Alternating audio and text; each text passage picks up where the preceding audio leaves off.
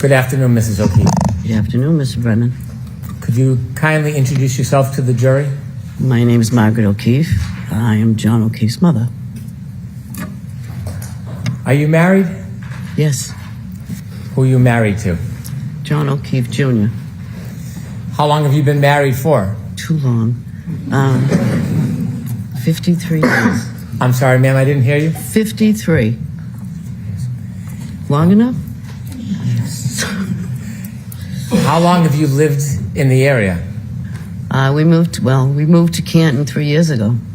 Before you moved to Canton 3 years ago, where did you live? Braintree. How long had you lived in Braintree for? 50 years? Did you begin your family in Braintree? No, we lived in Mattapan first, and that's where my daughter was born. And then we moved to Braintree. Your daughter was born when you were in Mattapan? Mm-hmm. Your daughter's name? Kristen. How many children did you have? 3. Did you Kristen and John? And Paul.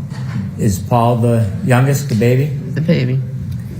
Did you raise your children, how long were you in Mattapan before you moved closer to here?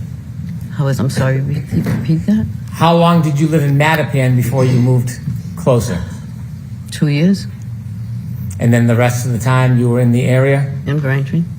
Tell me a little bit about your immediate family. My daughter.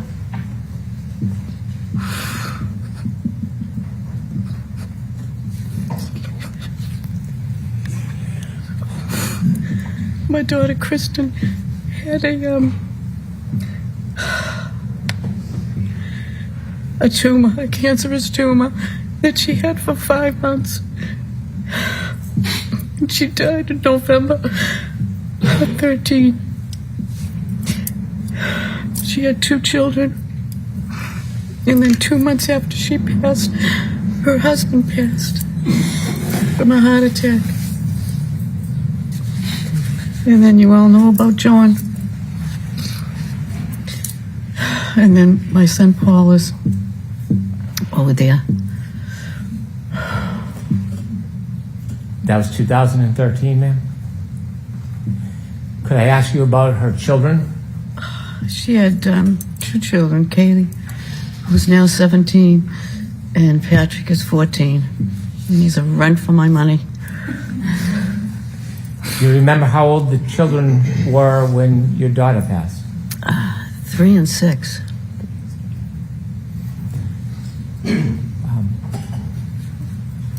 When that happened, was there any plan for the children? As far as? Or what was going to happen with the children? When she passed? Yes, ma'am. And when he passed? Yes, ma'am. My son decided to be the head guardian. I was the other guardian, and there was Steve's brother and sister were the other 2 guardians. There's 4 of us. Can you share with us how that decision came about? Well, he was single. The other 2 guardians were married, and they didn't have children, but he decided to do it himself, and then I was the second one in case he needed me. So I was over there most of the time, like when the kids get home from school or, take them places, and then have them on weekends so he could have a break.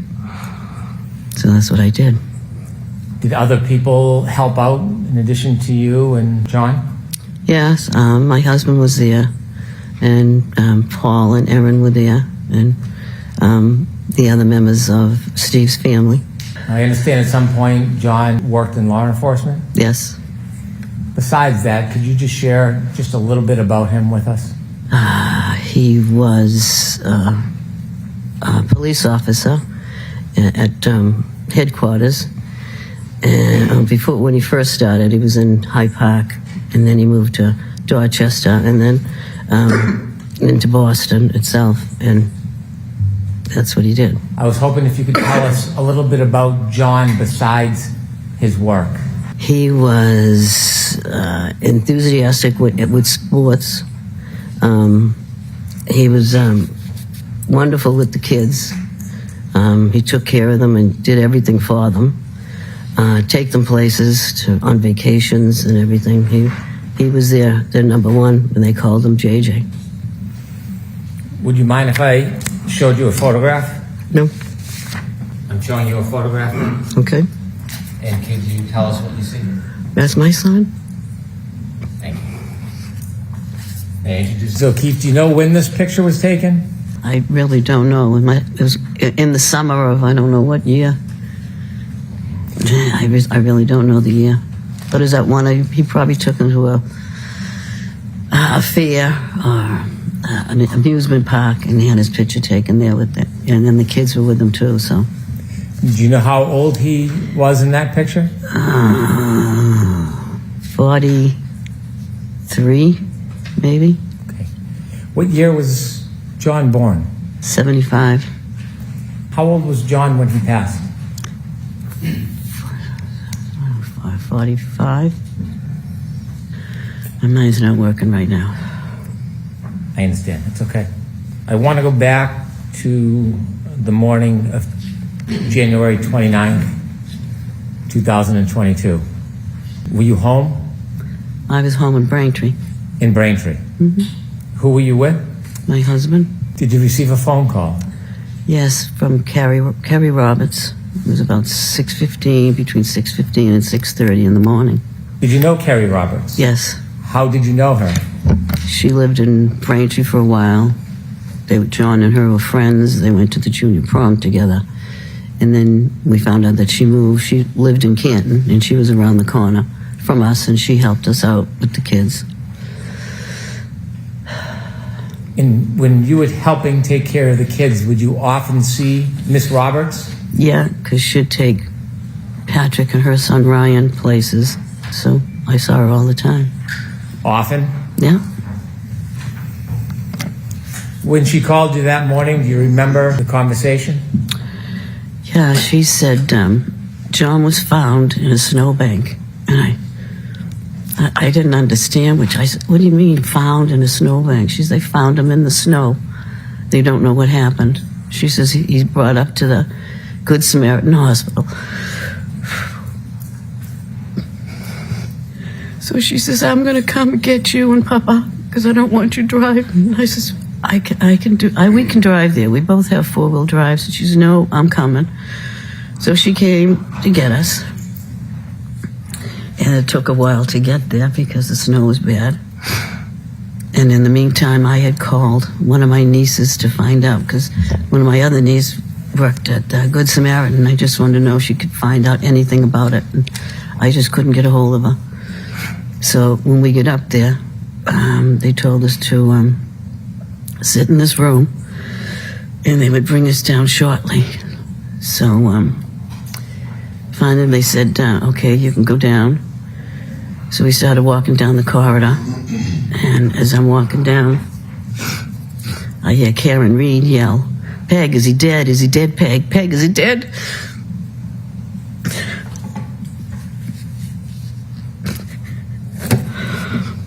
And I just kept walking, and then I asked, I don't know who it was, a nurse or a worker at the hospital, and I said, what is she doing here? And she says, oh, she's being psych evaluated.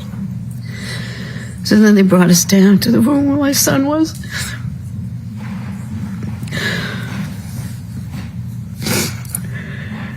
He's bruised up, his eyes were closed. It's just not a good scene. Okay.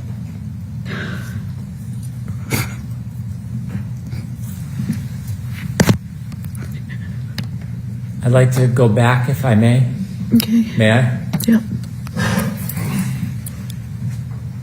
When Carrie Roberts picked you up in the car, did anybody go with you and Miss Roberts on the drive from your home in Braintree to Good Samaritan Hospital? No, we were the only three in the car. Who was the third person? My husband. During the drive to Good Samaritan Hospital that morning, Yep. did you ever have a chance while you were in the car to speak to the defendant? Yes. Please tell the jury about that conversation. She, I asked her what happened, and she said, we went to a party. I left him there. I said, you just left him there? She said, yes, I just left him there. Did she say whether she left him inside or outside? No, she just said I left him there. Did she tell you whether or not she left him in the driveway or the street? She just said, no, I just left him there.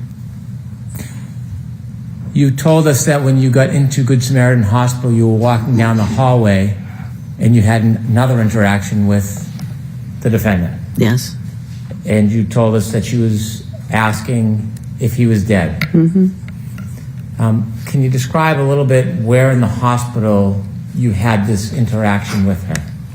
When they took us down to the emergency room, the doors open, and there was a corridor to go down to the other rooms, and she was on the left-hand side, and that's when she saw me come in, and that's when she started yelling, "Is he dead, Peg? Is he dead, Peg?" So when she was yelling, could you describe her mood or demeanor? Was she animated?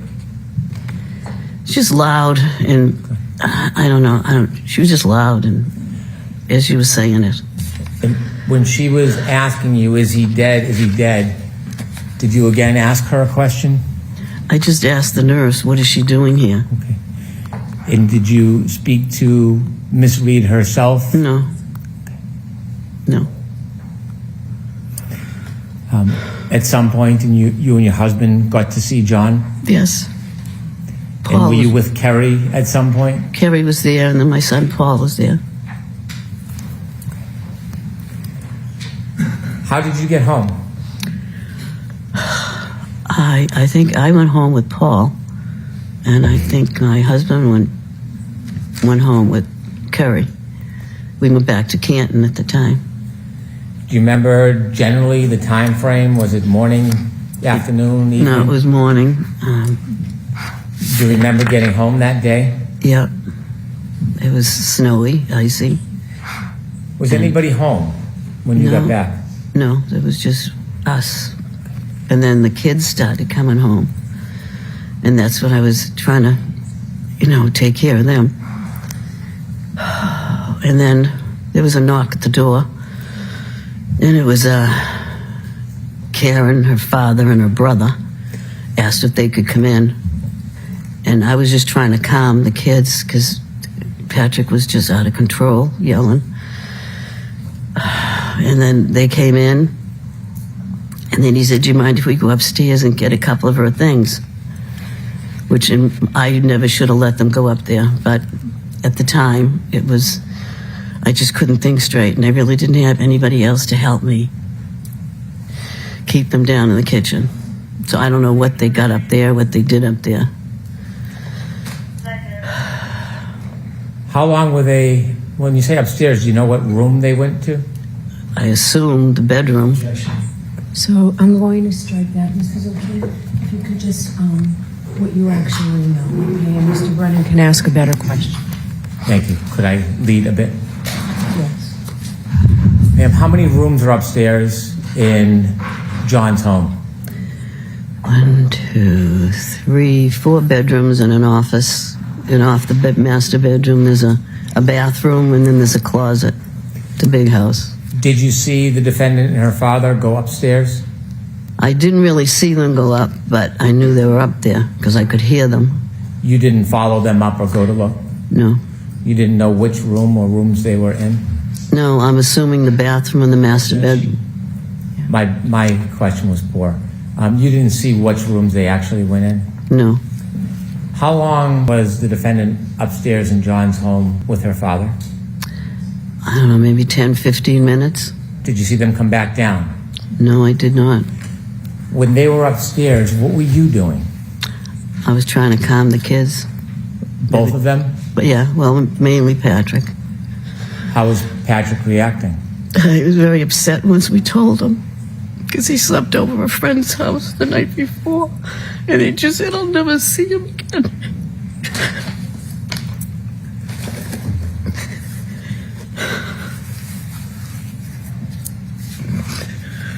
I'm sorry. Would you like a moment?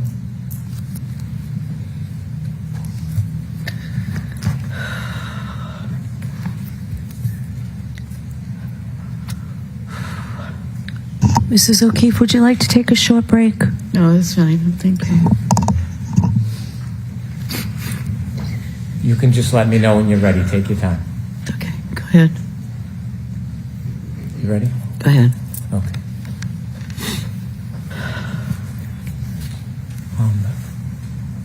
That morning, when the defendant and her father came into your home, did you personally interact with the defendant? No.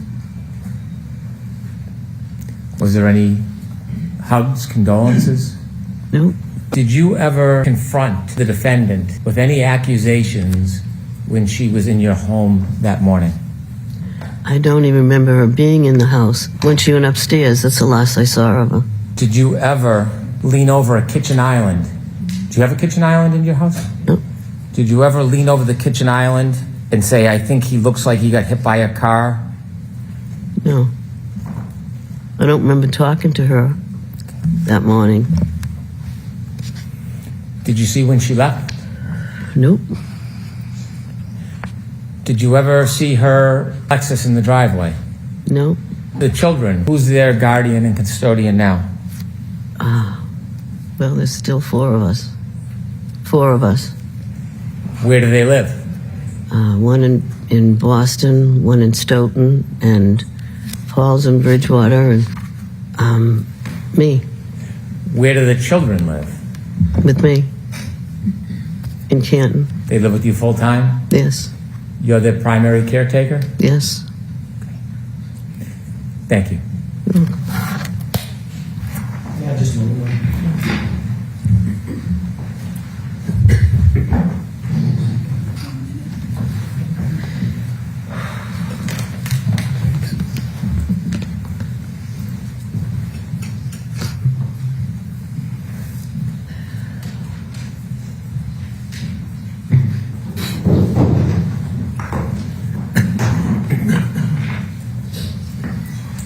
There you go. Okay.